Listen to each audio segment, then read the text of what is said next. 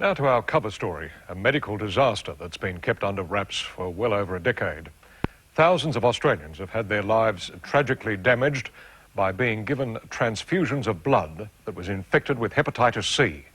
Some were infected even after the Red Cross discovered it had a problem with donated blood. And thousands more may still be unaware that they have this highly transmittable disease. Yet there's been no full inquiry. The sufferers have received little help and no apology. Now there's evidence that at least some infections could have been prevented.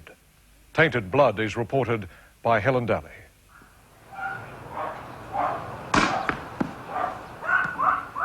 "11-year-old Corey McCullough looks and plays like most normal young boys. How's that? But Corey is dealing with more than most. Unlike normal healthy boys, he has the potentially fatal disease that attacks the liver, hepatitis C. It's been a pretty bumpy ride. A bumpy ride, is it? Up and down. The best thing would be to get rid of the virus. Yep. Love to get rid of it and live a normal life instead of worrying about my liver. Corey was infected with the life-threatening hepatitis C virus as a newborn baby in December 1990. Just 20 hours old, he received a blood transfusion to save his life. But it turned out to be contaminated with hepatitis C. I think I've been in shock pretty well. I think I was still in shock then. I'm probably even still maybe a little bit in shock even now, even though it's been so long. It was the more so, what are we going to do? Nobody knew anything about Hep C. Like, nobody could give me any answers. Nobody offered me any answers.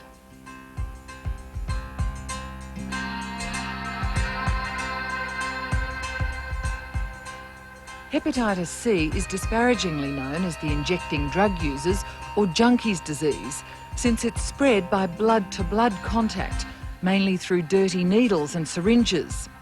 But Corey McCullough embodies the medical tragedy of the estimated 10,000, possibly 20,000 Australians infected with Hep C contaminated blood during the 1980s. Some were even infected into the 1990s after screening for the disease was introduced by blood banks. People were infected by Hep C who weren't in high-risk groups, including women in childbirth and people needing blood during surgery. This is the single greatest medical disaster in Australian history, and we've had no inquiry and no special assistance for the victims of this tragedy. I think we should submit a petition to government for a commission of inquiry into our blood services. What happened to those trying to cope with a disease that can take 25 years to turn into liver failure or cancer is a scandal. The most common complaint is a total lack of sympathy.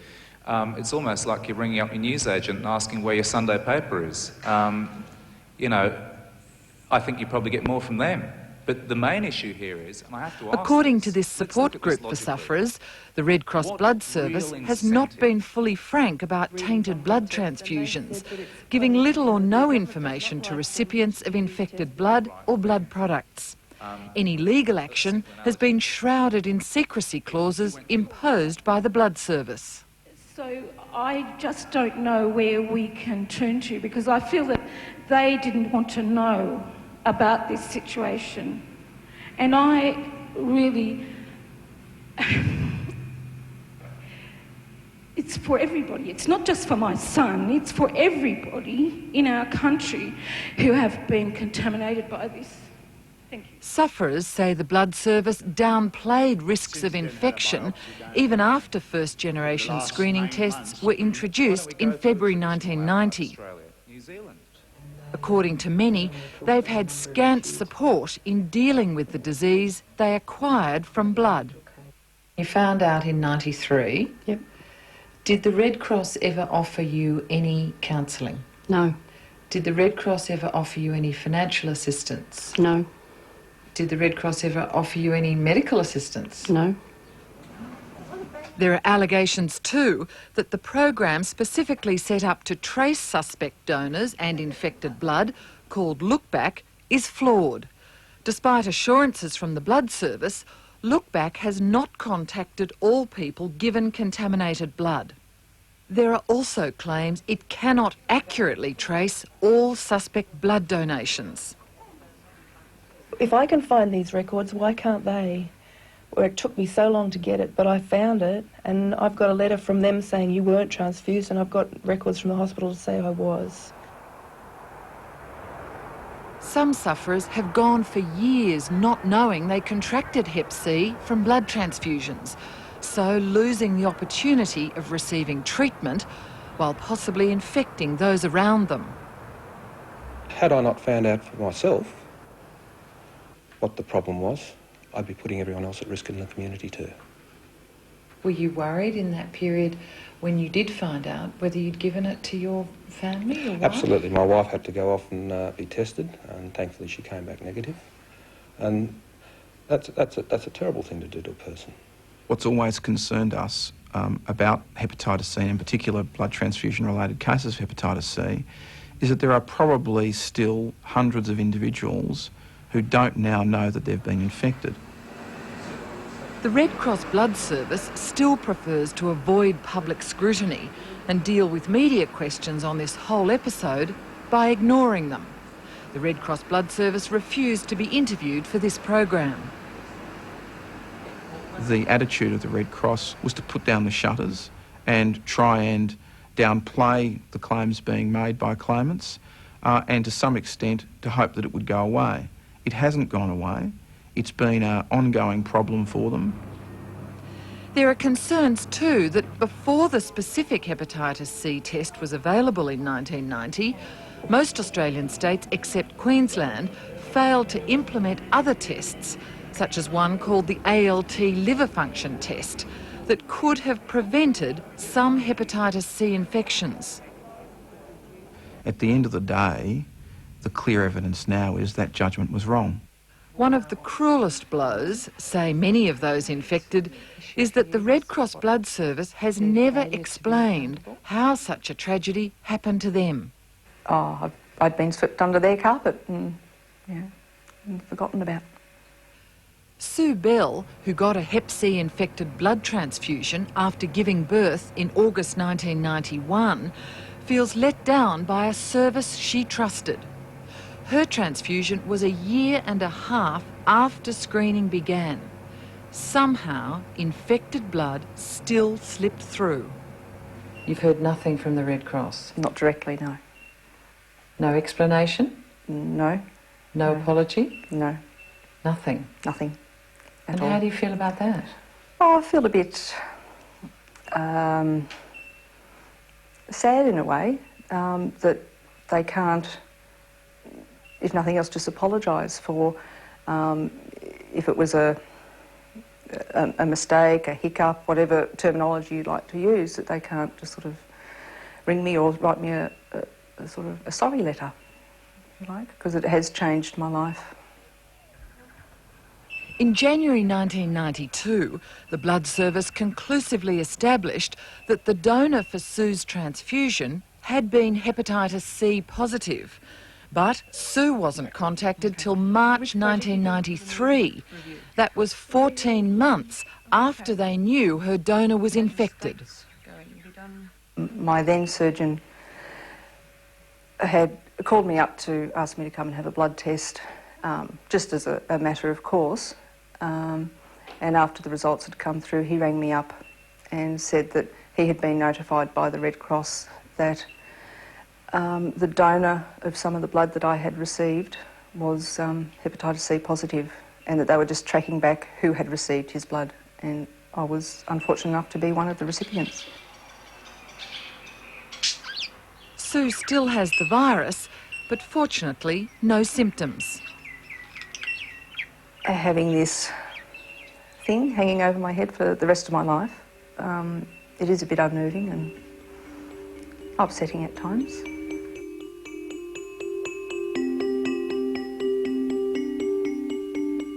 Hepatitis C is an insidious disease. 10 times more infectious than the AIDS virus, but slower to damage the body. Of the 200,000 people infected in Australia, 3/4 of them have chronic Hep C infection. In some, that will mean intense pain in the liver, nausea and loss of quality of life. In some, it will develop into cirrhosis or scarring of the liver. The only option for those who develop liver failure is a liver transplant, Hep C being the most common cause of such transplants in Australia today. Hep C can also lead to a painful death from cancer. Like many other sufferers, Sue doesn't yet know her own prognosis. I'm scared about what may happen. I look to the future of having a long life with a wonderful husband, a beautiful daughter, and just living life to the fullest. And that is how I see my future being. There is something in the back of my mind that says it may not always be that way. I suppose I do face the prospect of cirrhosis of the liver, and if I'm not lucky, possibly cancer of the liver. Which, How do you feel about that? well, I suppose it just puts me in a situation where I've got to optimise my time and what I can do to provide for my family. 13 years ago, Neil Lake was a rising star in the Australian Federal Police. Highly commended, just had a promotion to superintendent when he needed a blood transfusion during a bowel cancer operation in late 1989. 9 weeks later, he became jaundiced and severely lethargic. I did go back to the surgeon who had performed the operation for me, and his final opinion was that it was transfusion-related hepatitis. But Neil never heard anything from the Red Cross Blood Service. Well, I did phone the Red Cross on one occasion, and they suggested that I write to them, which we did through a solicitor, and the initial response was see our solicitors, and they really didn't want anything to do with us. So how do you feel about the way the Red Cross has treated you? Well, I think at this stage, no one has ever bothered to contact me, no one has ever counselled me, no one has ever said to me, is there any way that we can support you to make sure that your lifestyle's a little better? And I just think that's a pretty shabby deal.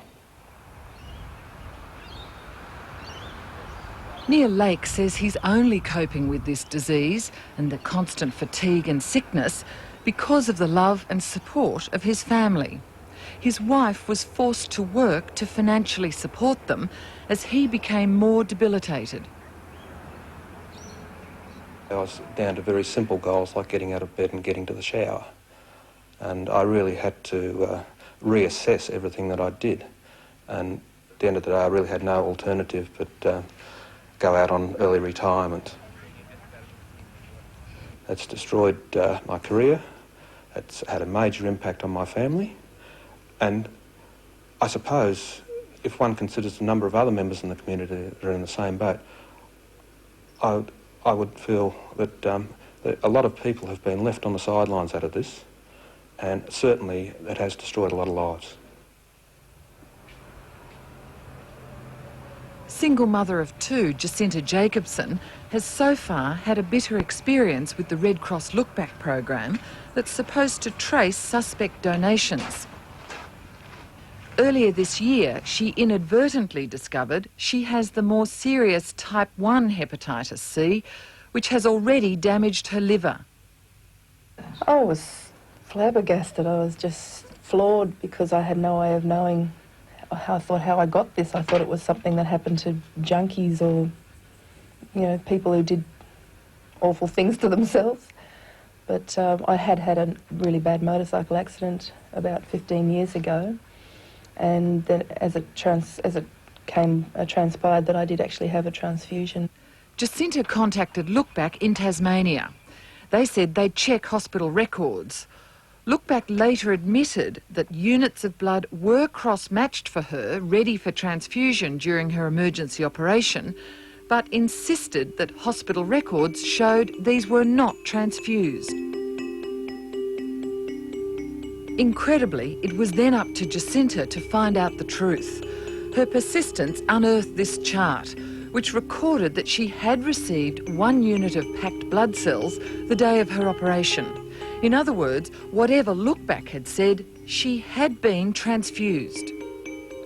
If I can find these records, why can't they? Have you contacted Lookback again? Yes, so I called them again and said, excuse me, I've got this here to say that I have been transfused, what are you going to do about it? And they all went into a mad flap and said, oh, OK, well, we'll look into it again for you. They have tracked down one of the donors and they've come up clear, but they can't find a second. I was cross-matched with 2 units. One of the units has come back clear, the other one they can't find. So, too bad, so sad, we can't help you, was virtually the message that I got. 10 days ago, Jacinta was diagnosed with cirrhosis of the liver. She'll now undergo a year of drug treatment to have any chance of preventing liver failure in the future. It's awful. I'm a single mother with 2 children. What's going to happen to my kids? My youngest is 4. Hopefully, if I can get 20 years, if I can get her out into the world, I'll be happy with that. But who says I can? There's got to be some more compassion, more information, telling us what you're doing, keeping me informed about what's going on, not have me calling and saying what's going on and leaving me wait for, 3 and 4 weeks between letters, and, it's awful. First they said I only had 5 blood transfusions.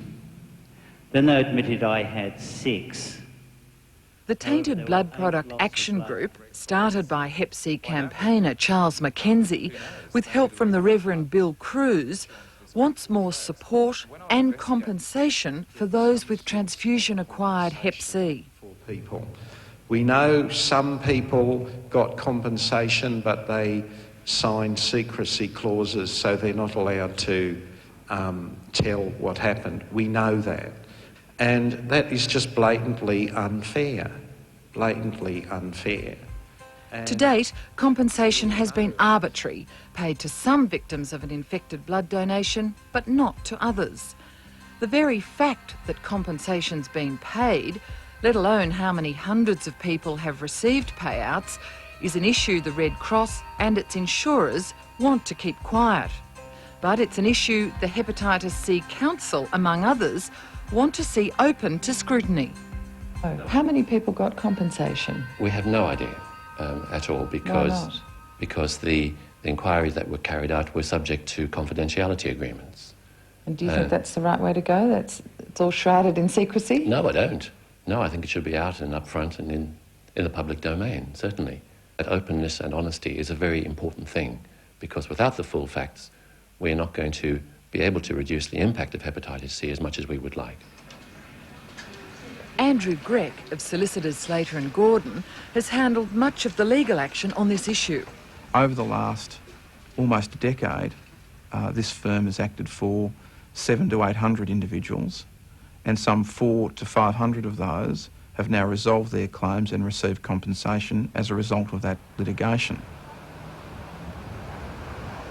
Corey McCullough is one of the lucky ones, finally compensated after an 8-year legal battle. But for the other people in this story, they have received nothing. For many of those infected through blood in the late 1980s, before the specific Hep C test was available, there's the added bitterness that their infection could have been prevented if other tests, known as surrogate or substitute tests, had been done on blood donations.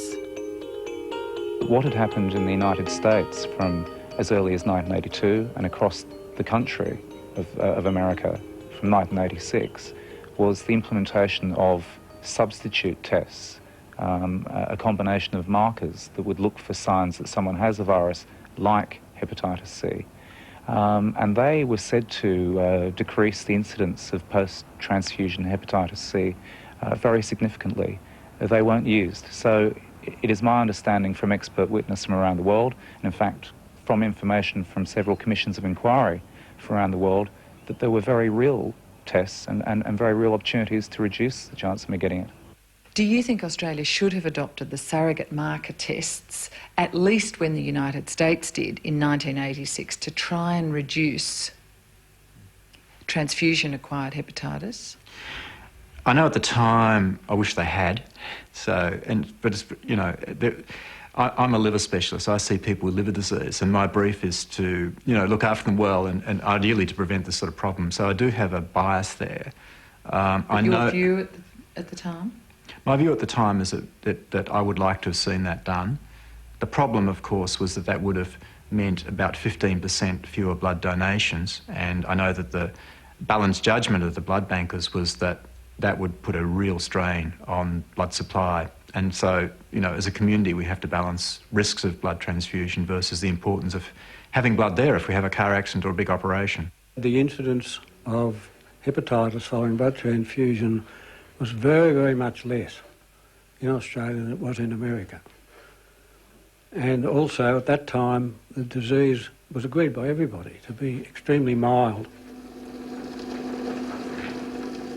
Dr Gordon Archer was director of the New South Wales Blood Service up until the early 1990s. He was just one of a number of senior health decision makers on blood issues in the mid to late 1980s.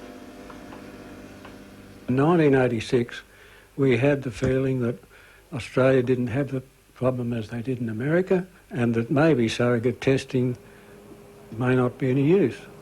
So the decision was made, rather than introduce any ALT testing at that time, maybe we should do another post-transfusion hepatitis study. Was there a worry about losing donations? Of course there was, because it was just at the end of the AIDS time and we were extremely short of blood. So I guess what you're saying is it's really a constant juggle between the need to have blood but the need to reject some blood because it might be carrying a virus. That's right. That's the position at that time. The study took almost 4 years. So did that show that if you had done an ALT surrogate test on those donors, you may have prevented hepatitis C infections in 3 of the 4 cases? I'm not going to answer that question. That's an unfair question. Why is that? I'm just trying to say, what did that show about the value of ALT tests? No, I can't answer that question. I can't. You can't lub that on me.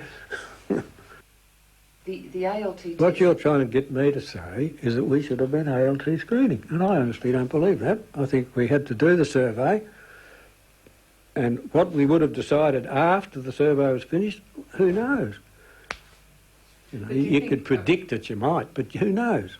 That judgment was wrong. The clear evidence is they had an opportunity to prevent people from being infected with hepatitis C, and they made, in my belief, a genuine but nonetheless wrong decision not to introduce those tests, and as a result of that decision, hundreds and potentially thousands of Australians have been infected when potentially their infections could have been avoided. Do you think you and other health senior managers have to wear some responsibility for those people having got hepatitis C through blood transfusions? That's an unfair question to me, and my answer is strongly no. I think we had the interests of our donors and the interests of our patients at heart, and we tried to do the best thing we could. I had a major motorcycle accident at the end of 1983, August 1983, and my blood pressure was 60 on 0 when I arrived at the hospital, so I was had bled to death. So, yeah, I required quite a few transfusions in... Those transfusions saved Michael Pollock's life, but he believes they also gave him hepatitis C. Michael didn't become aware he was infected until he tried to donate blood in 1990. And what happened then reveals another alarming aspect of this tragedy. After giving blood in 1990, Michael got a letter from the transfusion service telling him he could be carrying the Hep C virus. But incredibly, he was invited by the blood service to keep donating his infected blood to be made into plasma products that are used by haemophiliacs and hospital patients. They gave me a donor card, and asked me to donate again at 3 months and 6 months. So just a minute, this is the Red Cross. Yeah. They've found out that you are hepatitis C positive. That's correct. And they give you a donor card and encourage you to come back and donate blood. Yes, they did. And they said they would make it safe. Okay, they have ways of killing the disease, and they would use products to make other things. They would use my blood to make other products. This practice of collecting Hep C infected plasma no longer happens, but the Red Cross Blood Service continued to collect it until possibly the end of 1990. Well, the policy at the time was that plasma goes to the Commonwealth Serum Laboratories. They make fractions from that, heat-treated fractions, immunoglobulin fractions, and then they come back to the blood banks for distribution. It's not blood that goes there, it's plasma. The plasma is treated by chemical means, so there's absolutely no risk of virus transmission from those products. Michael says he donated his infected blood plasma into the early months of 1991. Did you stop donating blood yourself, or were you asked to stop by the Red Cross? I stopped. I had their assurance that everything was okay, but as I said, it just didn't sit well with me, and I thought less infected blood going out into the system may help, so I stopped after the 6-month donation. When Michael's letter was revealed in newspaper articles earlier this year, it sparked a federal government inquiry into this very practice. That inquiry is due to report by Christmas. But according to many experts, the practice of collecting Hep C plasma for use in the blood supply system would never be acceptable today because it would totally contravene all blood safety guidelines. You know, in the healthcare system, in any sort of system that involves human beings, there's potentially an error that one would not like any, infected unit of blood in the system, whereby it could be accidentally mislabelled and, used, etc. So I think a safety is, to really start at the beginning and not let any infected blood into the system.